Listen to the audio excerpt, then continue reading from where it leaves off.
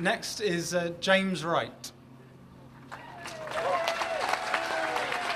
Thank you.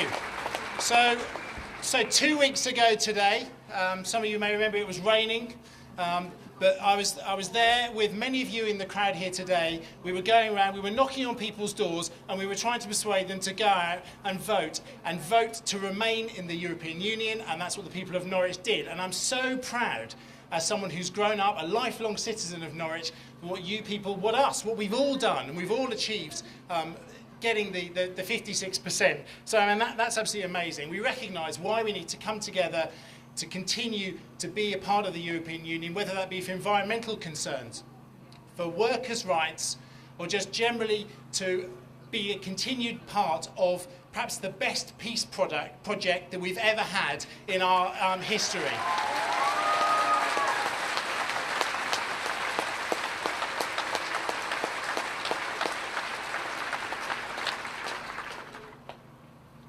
So we're all here for different reasons today. Perhaps we've all got different things that we want to get out of it. Some people are wondering whether there's a legal solution to this. Others are looking about whether there's a political solution.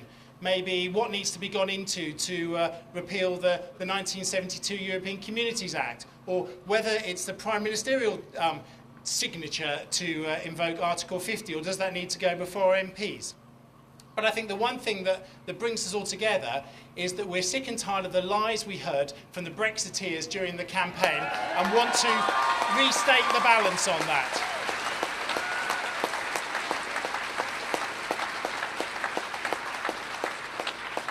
So I'm proud to belong to a city that voted to look forward and not look back to some golden days from the 1950s that it perhaps never existed. But there's a bigger concern, and that's a concern about those amongst us, part of our communities, who originate from elsewhere in the European Union. What are their rights going to be?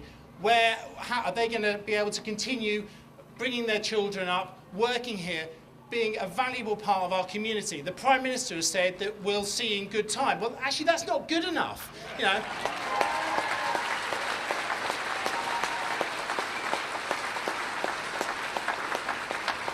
These people are valued parts of our society and of our community, and we need to say now that we absolutely want everyone who is currently here to remain. And I'm really pleased that my own party leader, Tim Farron, has worked with Caroline Lucas from the Greens, Labour Mayor of London, Sadiq Khan, and 80 MPs who've got together and written to Theresa May to say that Europeans living, working and studying here must have a full right to stay. There's no ifs, no buts, no looking for caveats.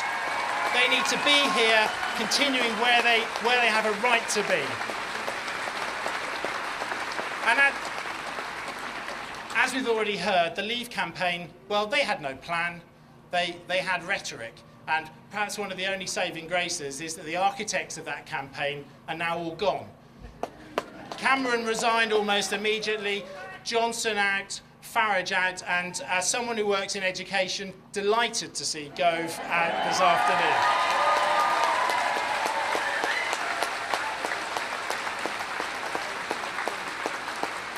All of those people didn't have a plan and have now decided they're going to leave someone else to pick up the pieces. No. So the question we have is, what can we do to ensure that we remain at the heart of Europe? So, I mean, I think as disappointed as I am, and as disappointed as all of you are here, we do have to acknowledge that there was a vote in favour of leaving, and we need to find out what we can do in order to make that a least worst option. So, whilst I agree that we need to obviously respect the decision of the people, let me finish. That doesn't mean that I won't be going into the next general election. As my party leader said, we will fight on a policy of returning us to the European Union if we've already had to leave, and if we haven't gone, then we will stay. That is, I'm sure, what everyone here wants. We want to remain as part of the European Union.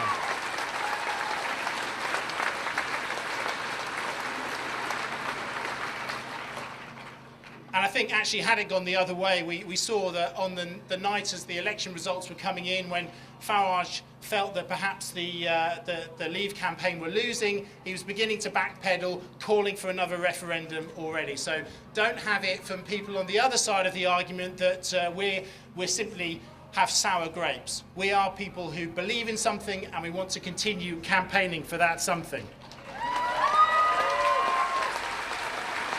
But I'll just finish on one point. The key thing here is that we as voters must have a say on the next step. For those at the back who, I can hear you heckling, well not heckling, but you kind of, yeah, I can hear them. Yeah. So the key thing is that we must have a vote on whatever the next action is going forward. Whatever Article 50 looks like, whatever the deal that's being done, we should have a vote on that. And I think, you know, whoever we have as Prime Minister, we know it's either going to be Theresa May or Andrea Leadsom. I think they need to put that to the people. And that putting that to the people, I think, should be in the form of a general election. We may get one of those in the autumn.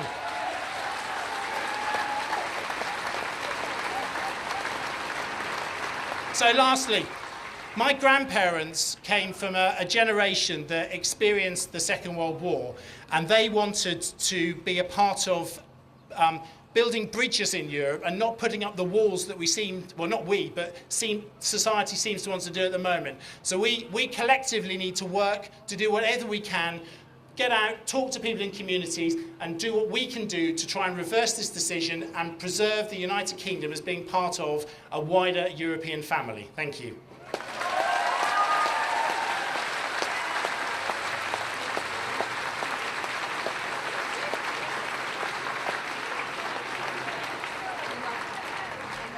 James Wright, everyone.